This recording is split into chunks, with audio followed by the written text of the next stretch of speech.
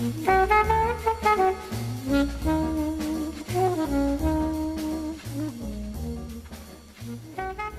right, now we're starting section 3 of our tour through the medieval world.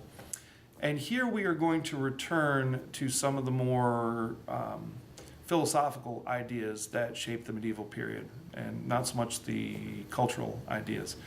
And the guy we're going to use to begin this discussion is a guy named Saint Anselm of Canterbury. Incredibly influential figure that stood actually in between two periods of the medieval world and illustrates both very well.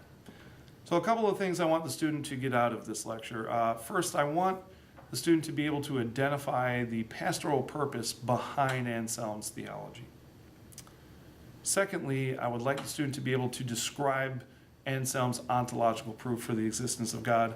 And thirdly, I think we should be able to evaluate the ontological proof's effectiveness as an argument. Does this help us understand God better? Does it not help us understand God better?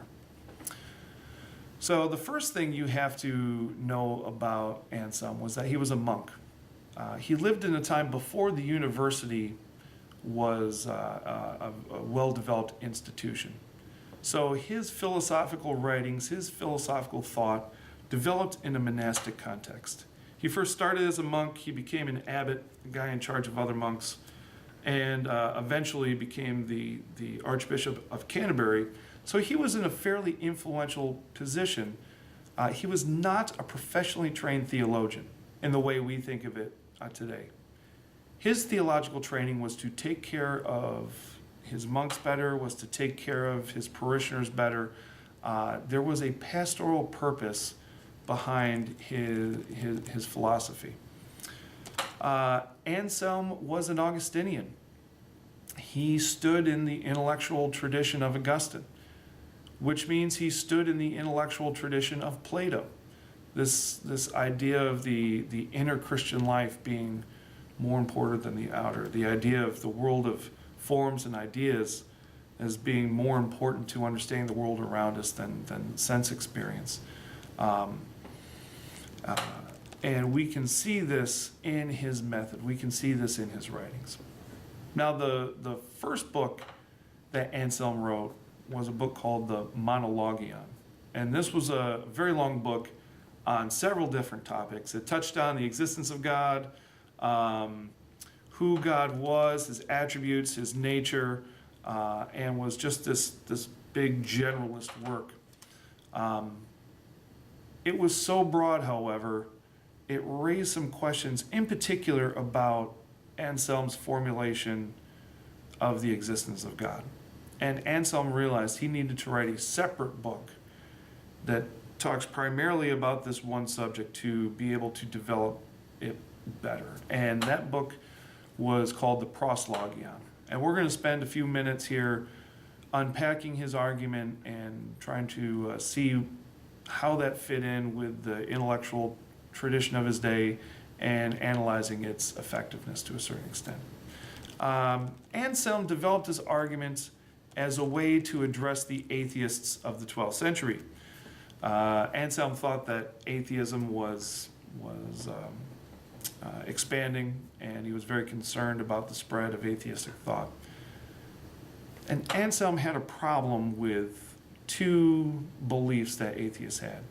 On the one hand, Anselm recognized that atheists they understand the claim that God does exist. That claim makes sense to them. Atheists believe that there's a possibility that he could exist. Atheists, secondly, just don't believe that he does. And Anselm thought there was a fundamental contradiction in these two approaches.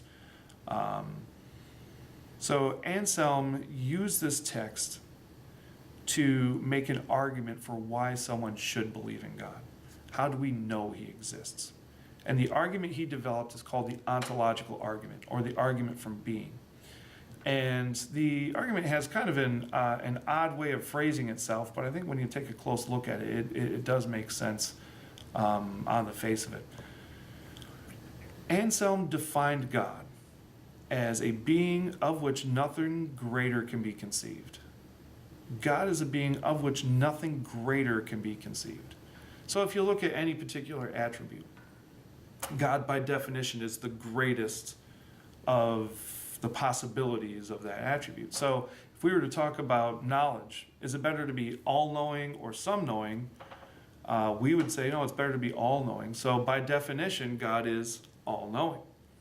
Is it better to be all good or just partially good? I think we would recognize it's better to be all good. So God by definition has to be all good. And here's where it takes an interesting turn. Then you ask the question, okay, is it better to exist or better not to exist? I think if you are around to answer that question, you would say it's better to exist. I think we can all recognize that. So Anselm would say, aha, therefore, by definition, God must exist. This is a very interesting argument. It's hard to kind of escape from it in certain ways, because if you accept Anselm's definition of who God is, then his conclusions follow. His conclusions do follow. If God is, by definition, a being which nothing greater can be conceived, you can't conceive of any mode of being better than existence. So by definition, tautologically speaking, God must exist. Now, there have been some people that have critiqued this argument. Even in Anselm's own day, there was a guy named Ganelio who said, hey, wait a minute, just because something could be thought of doesn't necessarily mean that it is. And that's a critique that has been repeated throughout the ages, that the ontological argument has a hard time shaking. But I have a feeling Anselm would respond and say, well, then you need to come up with a different definition of God. If we all agree that this is the definition of who God is, then we have to agree that he exists. Otherwise, you open up the possibility that God could be partially evil. And I don't think anyone, especially during the 12th century in Europe, was willing to admit that. If God can be at any point in time lesser than something that can be conceived, that creates a whole bunch of problems. Now, this argument has been a fairly powerful argument for about 900 years now. So powerful that in the early 20th century, one of the West's most famous atheists, a guy named Bertrand Russell, was walking around the college that he taught at in the UK, and he said it struck him, hey, the ontological argument is true. Russell eventually rejected that idea, but just based on the fact that this was an idea important enough for Bertrand Russell to still be thinking about, still be contemplating it 800 years after it was formed, means that this idea has been fairly influential in how we understand ourselves as Christians and how Christianity has influenced the world around it. And I think it's also important to point out how Anselm and how he formulates the existence of God illustrates Platonic thought in the Middle Ages. Notice, in developing this argument, Anselm does not appeal to anything in the physical world. You theoretically could be blind and deaf, and this argument can still make sense to you. You don't need any sensory information on the outside in order to verify the validity of the argument. This is because Anselm was still thinking in, still teaching in, a Platonic Augustinian mode of thought. Plato was still the lens by which Anselm understood the world. It was the lens through which Anselm created this vision for the Christian life in the world of ideas. This idea that you can think just in your head an argument that demonstrates the truth of God, rationalism, is very important. And it's important for a couple of reasons. Number one, it's important in and of itself because it is an interesting argument to contemplate.